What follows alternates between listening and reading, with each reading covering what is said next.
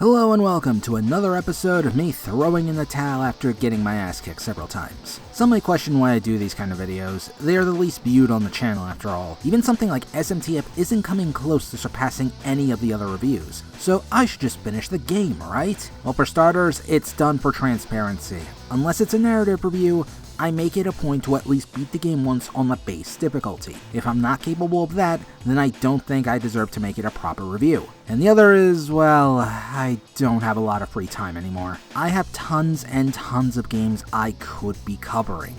Some might call my Patreon goals just me being a greedy asshole since stuff like Persona and Final Fantasy are on the list, when in reality, they are huge time sinks I am rarely in the mood to cover. And even if I am, the feeling fades away quicker than anything else. Plus, after moving back into the office due to a working from home ending, along with a new position that caused that to end much sooner, I get home with maybe about an hour of free time on my hands each week, if not less, and I am usually tired. So no, if a game isn't catching my interest, I'll at least try to explain why in these videos. Or if the game is too broken, or if the game does have a workaround that's just flat out annoying. Or insert another reason here. Anyway, Maken Shao is actually part of a Dreamcast title, with some changes to turn it from a first-person action game to a third-person one, and retaining a Japanese dub instead of English. Despite Maken X releasing in America, Maken Shao never made it over here, yet got a European release. Seems weird, but it's not the first or last time stuff like this has happened, with titles like Terranigma and, surprisingly, one of the White Knight games on PSP.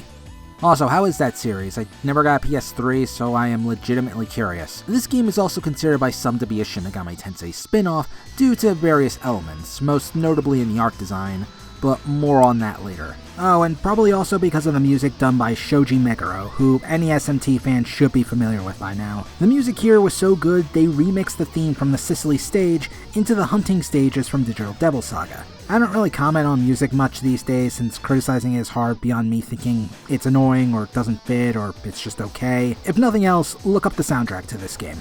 It's worth it. Sadly, Maken Shao is not great. Not the worst thing I ever played, but the controls are awkward, for this game uses tank controls. This is likely because of it being a Dreamcast port, as the controller only had one analog stick. My guess is they wanted to keep the port cheap since money was being funneled elsewhere, like a manga which at the end promotes Maken Shao. Because of this, don't come walking in like you're gonna play a Devil May Cry game. Some things do work though, and the beginning is actually a good tutorial, demonstrating what you need to know, like with attacking, platforming, and dodging moves. Even if it's hard to get used to, you will understand what to do in time. You might also notice I'm not really describing the story, and well, there's the other thing. The localization for this game is terrible. Usually I can ignore bad translation so long as I can follow along well enough. Like with SRW Moondwellers, where I feel the issue is more in how we just never got the last few friggin' games. Just give them to us already, Bandai Namco, and stop wasting them on a crappy logo. Sorry, I'm still a bit baffled by that decision. Thanks for reminding me, Lewis. No, it's another thing when it feels like the text is moving too fast or clearly not feeling like the character is saying that particular sentence, like they got stuff mixed up. It makes answering certain questions later on kinda annoying. Thankfully not all the time, just enough for me to throw up my hands at ever giving this thing a narrative review unless someone retranslates everything.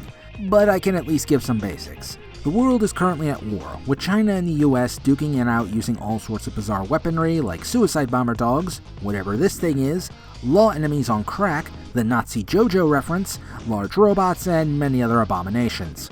Rather than a person, you are instead a weapon created by some scientist called a Maken, and have enough sentience to be considered alive and not some weird looking vibrator. One of the main characters, Kay, is observing the Maken while scientists are gathering data, all until a weird ass cyborg storms the place and kidnaps her father, and even kills the intended wielder of the Maken, taking a mortal blow for Kay, which was significantly worse than the manga. She grabs the Maken and eventually subdues the robot dude. Unfortunately, this is where problems start to occur.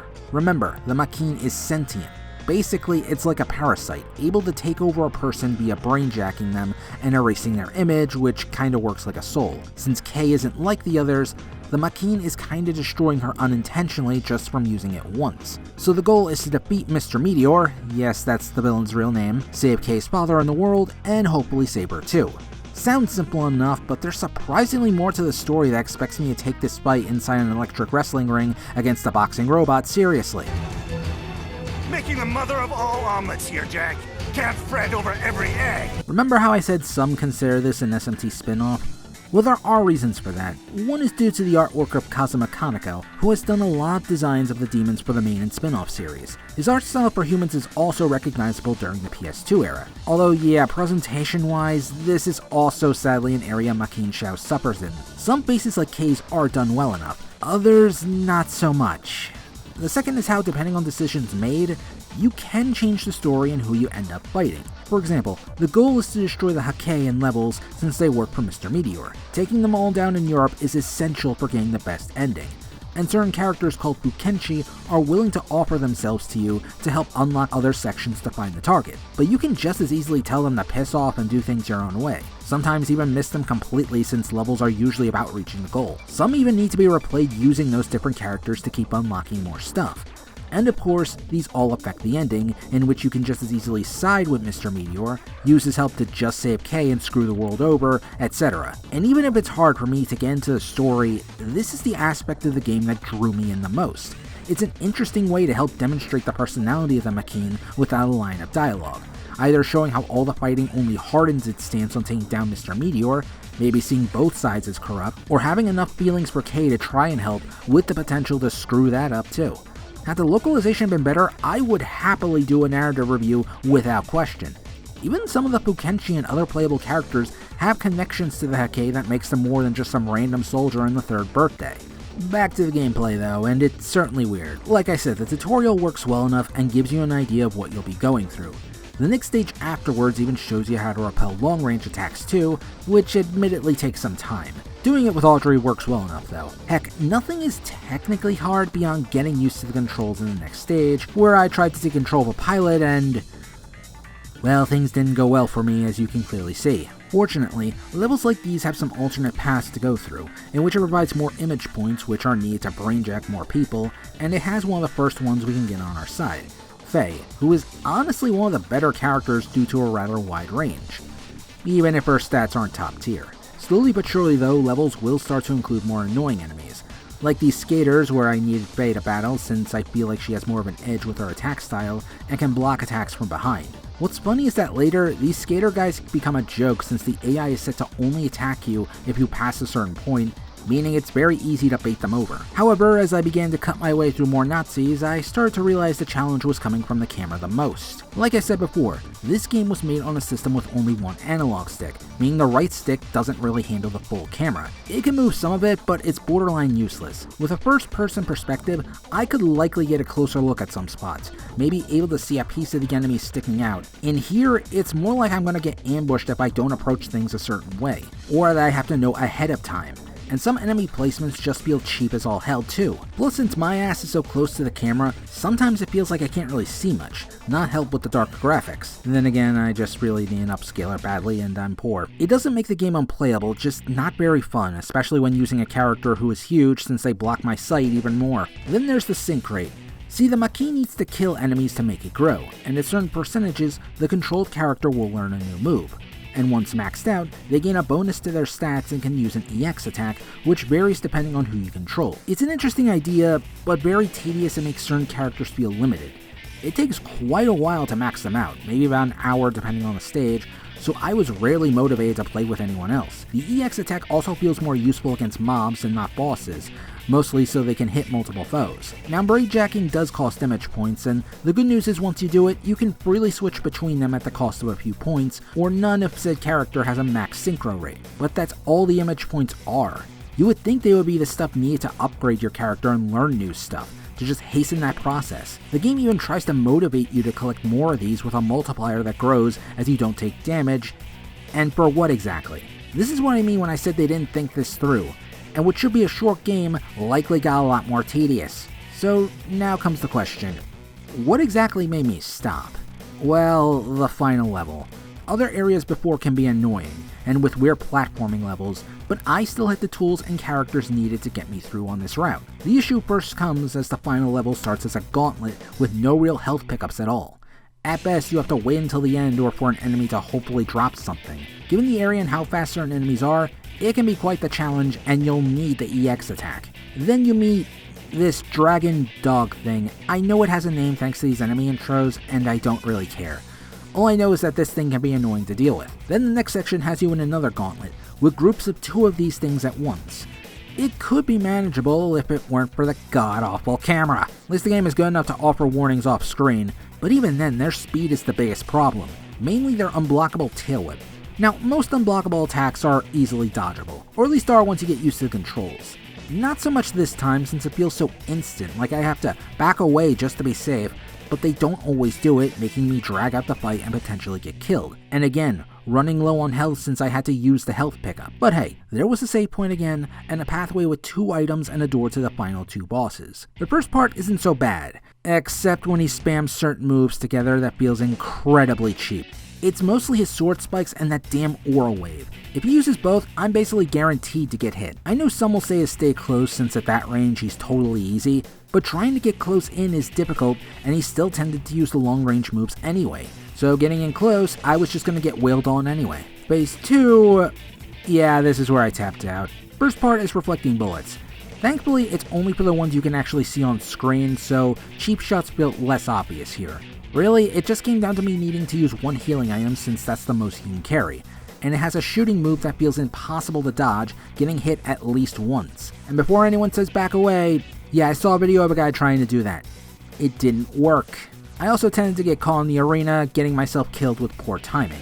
So with that, let me give you some hints and tips to help give you a fighting chance, and to give this video a tad more value. 1. Don't max out every character. This is going to just take hours. Just use who you feel the most comfortable using a basic attack and dodging with. Other attacks tend to have a delay anyway, and the only other notable factor is their EX attack. Also, this game makes sure characters aren't bulletproof, so that description basically means nothing unless you're playing Maken X. Besides, this game is meant to be played multiple times, so don't stress out about it. Hell, try out beginner mode first, since in the end, it just lowers enemy health and that's about it. 2. Ignore the pilot because he's mostly a joke character. Audrey is much better as a starter anyway thanks to have a wider looking reach. Also, you can only choose one of them anyway. 3. Learn the difference between blocking and dodging. Unless an enemy is glowing or it's a projectile, there's a good chance you can block and take no damage. This game doesn't have stuff like counters or good timing beyond needing to dodge attacks. If you see an enemy flash though, dodge. Though like I said, with these annoying festival dragons, that's easier said than done. Other boss fights should be easy, except maybe the boxing match because the ropes have electricity on them and can stun you. But then again, they can stun this idiot too. 4. Master reflecting. This is mandatory if you want to get through the game. Certain characters have a certain way of attacking. Moscow is a good stage to grind on for thanks to these guys. They also tend to go crazy when engaging in close range, so you're better off attacking from a distance anyway. 5. The X item is basically invincibility. I'm ashamed it took me this long to understand what it does. Don't make the same mistake as me, it's useful. 6. When you manage to take control of this big hulking dude, you might think you are forced to fight the boss with him since he's the only one who can open the door. Nope, just gotta touch the computer and you can leave and come back with a different character. Not sure if this works with other certain doors, but might be worth experimenting. Number 7. Blade Master Tyrus, or Fukenshi Battalier, is likely one of the best characters. He has good health and plenty of attack power, and controls okay despite having a peg leg. His drill is great for bosses and counters, though his EX attack allows you to kill a room with a lightning blast, so long as you get everyone to view anyway. Not always effective, mind you, but if you want to just breeze on by some encounters, this is the dude you want, though I'm sure others have their own recommendations. Number 8. The Washington stage, for the most part, is a stealth section. The hallways are way too narrow to fight in, and those missiles, while reflectable, are more likely to kill you in this environment. The AI is dumb enough that escaping and staying out of sight should mostly be easy. Just be careful and aim for their backs for a swift stage clear. And number 9, entering the final boss room automatically restores your health, so just pick up the full health item. It's the one bit of mercy the game has, so take advantage of it. Sadly, that's all I got. At the very least, things should be a little less frustrating should you try and deal with this game. Overall, I do like the idea Maken Shao provides. With a better script and gameplay, I could likely give it more of a recommendation. But honestly, Maken X might be worth more your time. Still, I am hoping that one day this gets a proper translation. Though no rush, I'm not exactly eager to go back. Maybe Atlus could revive it with better controls. Hell, give us the guys making the Yakuza titles and we could likely have a much better experience. Special thanks to my Patreon supporters. Your support is always appreciated as I slowly fade away from this world. For those looking to support me, please be aware of new changes coming next month. I should hopefully have an update next week regarding this. Keyword hopefully. I'm the smartest moron. and thank you for your time.